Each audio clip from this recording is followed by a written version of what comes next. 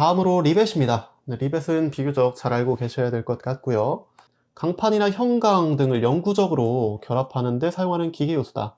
리벳은 나사나 볼트 이런 것처럼 결합했다가 언제든 풀 수 있는 이런 것이 아니라 한번 고정을 하면은 계속 그대로 고정되어 있기를 바라면서 사용하는 기계 요소가 되겠습니다.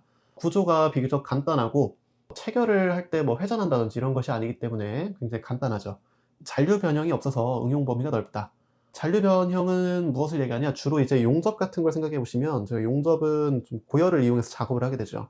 고열을 이용해서 작업을 하다 보니까 작업이 끝난 다음에도 뭔가 지속적으로 영향을 주게 됩니다. 예를 들어서 이제 열 변형이라든지 팽창, 수축 이런 것들이 발생을 할 수가 있겠죠. 근데 이제 리벳 같은 경우에는 그런 것이 없기 때문에 응용을 하기 좀 좋다라고 알고 계시면 되겠습니다. 다음으로 이제 기미를 요하는 압력 용기, 보일러 이런 데 사용을 하기도 하고요. 구조물 이라든지 아니면 교량 이런 데서 쓰고 있다 라고 보시면 되겠습니다. 작업이 비교적 쉽고 이제 기능의 숙련도가 크게 중요하지 않다라는 점이 아주 포인트가 되겠네요. 옆에 있는 이런 리벳 이음의 특징 이런 것도 알고 계시면 좋을 것 같습니다. 다음으로 이제 리벳의 종류입니다. 머리 모양에 따라서 이제 분류를 할 수가 있는데요. 리벳 작업하는 거 좀 간단히 한번 설명을 드려볼게요. 자, 이렇게 생겼는데 여기 리벳 심이라고 있습니다. 저희가 리베팅 건 같은 걸 이용해서 리벳을 작업을 하게 되는데, 저희가 작업할 곳에다가 얘를 이제 끼워 넣습니다. 끼워 넣은 상태에서 건을 당기게 되면은, 예를 들어서 이 심이 뒤로 쭉 당겨지는데요. 당겨지면서 이쪽 부분이 이제 뭉그러지기 시작합니다. 그래서 이쪽 부분이 쫙 잡아당겨지면서 이렇게 옆으로 넓적하게 고정되는 형상이 되어버리죠. 그러고 나서 작업이 끝나면은 여기 심을 끊는 이런 방식으로 작업이 이루어지게 됩니다. 그러니까 옆에 있는 머리들 종류가 굉장히 다양하죠. 얘네도 이제 비슷한 작업이라고 보시면 되겠고요. 그러니까 이 머리 부분이 어떻게 되는 게 아니라 이제 아랫부분이 당겨지면서 넓혀진다. 이렇게 생각을 하시면 좋을 것 같습니다. 작업은 이렇게 이루어지고 각각의 머리 모양에 따라서 이렇게 부르니까 알고 계시면 좋을 것 같고요. 자, 오른쪽에 보시면은 이런 리벳을 용도에 따라서 어떻게 분류할 수 있는지가 나와 있습니다. 첫 번째 보일러용, 두 번째 용기, 세 번째 구조. 아까 이런 데다 다 쓸 수 있다고 했었죠. 기미를 요하는 혹은 밀폐를 요하는 그런 용기용으로 이제 쓰고 있다. 강도용보다는 이음의 기미를 필요로 하는 리벳, 물탱크, 저압탱크 이런 데 쓴다 라고 돼 있고요. 그 다음에 이제 보일러에 사용할 수 있다고 말씀드렸었죠. 보일러도 마찬가지입니다. 밀폐를 필요로 하는 곳, 기밀이라 하면 이제 기체가 통과할 수 없는 그런 밀폐 등급을 얘기하는 거죠. 그런 데서 이제 쓰고 있고, 이런 구조용, 철교나 선박 이런 등등의 것들을 만드는데도 좀 간단하게 할 수 있기 때문에 사용하고 있다 라고 보시면 되겠습니다. 자, 근데 용도의 전반적인 특징이 있죠. 한번 만들어 놓고 쉬이 풀어지지 않는 곳들에 사용하고 있다. 이거를 포인트로 가져가시면 좋겠네요. 다음 이제 리벳 이음 작업의 이제 종류인데요. 리베팅, 코킹, 플러링이라고 있습니다. 설명이 쭉 나와 있는데 쉽게 말씀드리면, 리베팅은요, 저희가 이제 리벳 작업이 끝난 다음에 거기를 이제 좀 두드려 가지고 머리를 만들어주는 제2의 리벳 머리를 만드는 그런 작업이라고 보시면 되겠습니다. 이게 살짝 올라와서 보면 저희 아까 요거 말씀드렸었죠. 이제 리벳의 심 부분을 쫙 당겨서 여기에 이제 좀 넓적하게 만들어주는 작업, 이것을 리벳 작업이라고 했었는데, 이렇게 하는 것 그리고 이거 말고 다른 스냅을 끼운 다음에 두드려서 머리를 만드는 것, 이렇게 좀 다양한 방법이 있습니다. 아까 설명드렸던 건 이제 리벳 건 활용하는 거였고요. 여기서 지금 써 있는 거는 이제 리벳 밑에다가 스냅을 끼워서 두드리는 것을 얘기하는 겁니다. 이것 모두 다 이제 저희가 리벳을 이용해서 결합하는 작업이기 때문에 통틀어서 리베팅이라고 한다고 보시면 되겠습니다. 다음으로 이제 코킹입니다. 코킹은 이제 리벳 작업이 끝났는데 더욱더 뭔가 밀폐, 기밀이 필요할 것 같다 그거죠. 그랬을 때 이제 리벳 작업 끝내놓고 리베팅 해놓고 리벳 머리 주변을 여기를 막 이렇게 때려주는 거예요. 여기를 때려주면은 리벳 머리라든지 아니면은 판이라든지 이런 것들이 좀 뭉그러지면서 틈이 더 밀착이 되겠죠. 그렇게 해주는 게 이제 코킹. 근데 얘는 기밀이 더욱 필요할 때 라고 생각을 해두시면은 좀 더 편하겠죠. 다음으로 이제 플러링입니다. 플러링은요, 얘는 이제 리베팅이 된 머리라든지 이런 주변을 때렸었죠. 근데 플러링은 머리라든지 이런 곳을 때리는 게 아니라 재료의 끝부분 있죠. 이런 데를 이렇게 막 가격을 해주는 겁니다. 그렇게 해서 더욱더 밀착이 될 수 있도록 해주는 그런 작업이라고 보시면 되겠습니다. 네, 다음으로 이제 개념 잡기 문제 한번 확인해 볼까요? 네, 리베팅이 끝난 후 리벳 머리의 주위 또는 강판의 가장자리를 정으로 때려서 그 부분을 밀착시켜 틈을 없애는 작업. 자, 리베팅 끝나고서 머리 주위를 때린다고 했습니다. 네, 코킹이 되겠죠. 네, 시밍, 커플링, 해머링, 네, 이런 것들은 해당이 되지 않겠습니다. 정답은 2번이 되겠죠. 네, 다음으로 이제 보일러용 리베디움입니다. 네, 여기에서는 저희가 좀 계산을 해야 되는 부분이 있는데요.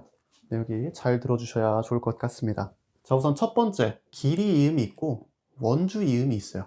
자, 길이 이음이라는 거는 용기의 길이 방향으로 이렇게 이어주고 있다는 겁니다. 그리고 원주 이음은 원주가 이제 원의 둘레 방향이죠. 그래서 여기를 이렇게 이어주고 있다는 겁니다. 자, 그러면 각각의 이음이 언제 우리가 신경을 써줘야 되냐? 자, 원주 방향으로 인장 응력이 작용할 때가 필요하겠습니다. 원주 방향으로 인장 응력이 작용한다는 게 뭘까? 라고 이제 생각이 드실 텐데, 원주 방향 인장 응력이라는 건 저희가 용기 표면에서 이런 식으로 힘이 작용하고 있다 라고 보시면 되겠습니다. 그리고 어떤 때는 용기 기준으로 이렇게 힘이 작용할 수도 있겠죠. 이거를 저희가 축 방향 인장 응력이라고 합니다. 축 방향과 원주 방향 이거 두 개를 구분을 잘 해주셔야겠고요. 자, 그리고 이제 원주 방향으로 인장 응력이 작용할 때는 길이 이음에 대해서 우리가 신경을 써줘야 된다 라는 것까지 잘 매칭을 시켜 놓으시면 좋겠습니다. 자, 그럼 여기에서 이제 어떤 걸 계산해야 되냐?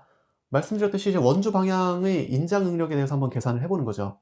자, 원주 방향에 대한 인장 응력. 자, 시그마. 이게 응력입니다. 응력은 A분의 P예요. 근데 저희가 지금 이따가 압력도 얘기할 거거든요. 응력 구할 때 A분의 P로 표현해서 해도 되겠지만 옆에 있는 P랑 헷갈리기 때문에 얘를 F라고 한번 바꿔주겠습니다. 압력과 구분 짓기 위해 F라고 바꾸겠습니다. 시그마는 A분의 F라고 하겠습니다. 자, 그래서 이제 시그마는 A분의 F니까 이거를 한번 식을 또 변형을 해줘야겠는데요. 자, 그럼 변환 한번 해보겠습니다. F는 힘이죠. 힘을 그럼 어떻게 나타낼 수 있냐? 내부에서 원주 방향으로 가해지는 힘을 생각해 보면 되겠습니다. 자, 힘을 생각해 보시면 내부에서 이렇게 바깥쪽으로 뭔가 작용을 하고 있죠. 자, 근데 이 작용하는 것들을 압력이라고 봤을 때 그 압력이 어느 면적만큼 가해지느냐를 보면 되겠습니다.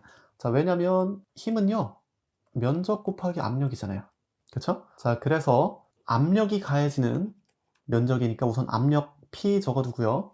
압력이 가해지는 면적은 자, 이렇게 반뚝 잘라서 지름 D 곱하기 길이 L 요 면적만큼 내부에 압력이 작용하고 있겠죠.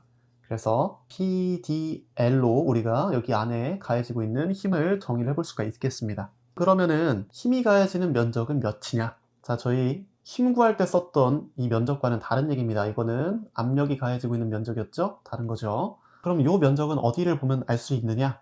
자, 저희 여기 가운데를 기준으로 해서 이제 힘이 가해지고 있다고 했었잖아요. 그러니까 그 힘을 버티고 있는 부분은 이 부분입니다. 여기 양쪽 부분, 여기랑 여기. 이 두 군데이기 때문에 자, 우선 두께를 T라고 하고 길이를 L이라고 하니까 T 곱하기 L이라고 할게요. 근데 한 개 있고 두 개, 양쪽이죠. 그러니까 곱하기 2를 하겠습니다. 그러니까 ETL분의 PDL 이렇게 정리할 수 있겠죠. 자, 얘를 한 번 더 정리하면 L 사라지고요. 정리하면 ET분의 PD 이렇게 정리할 수 있겠습니다. 그러니까 원주 방향 인장 응력 시그마 1이라고 일단 표현해 놓을게요. 시그마 1은 ET분의 PD다. 자, 이렇게 계산할 수 있다는 거 알고 계시면 되겠습니다. 네, 이제 축방향 인장 응력 한번 봐야겠는데요. 네, 이런 비슷한 과정을 거쳐서 저희 시그마 2는 4T분의 PD가 나오게 됩니다. 자, 시그마 1 2T분의 PD, 시그마 2 4T분의 PD. 자, 저희 앞에 이런 과정 설명드렸는데 지금 이거보다는 이렇게 두 가지를 알고 계시는 게 훨씬 중요할 것 같아요. 자, 이 두 가지 확실히 알아주셔야 되고요. 근데 여기서 포인트가 있습니다. 원주 방향 인장 응력, 즉 길이 이음을 할 때 발생하는 이 시그마 1 있죠? 자, 이게 축 방향 인장 응력보다 2배 크다는 겁니다. 이게 굉장히 중요해요. 자, 그래서 살짝 내려볼게요. 자, 그래서 길이 이음은 원주 이음의 2배의 하중을 받으니까 훨씬 더 강하게 만들어야 된다. 네, 이런 포인트가 여기서 이제 나오게 됩니다. 네, 이거 확실하게 체크해 주시고요. 네, 뒤에서 이제 저희 기출문제 풀어보면서 확인해 보도록 하겠습니다.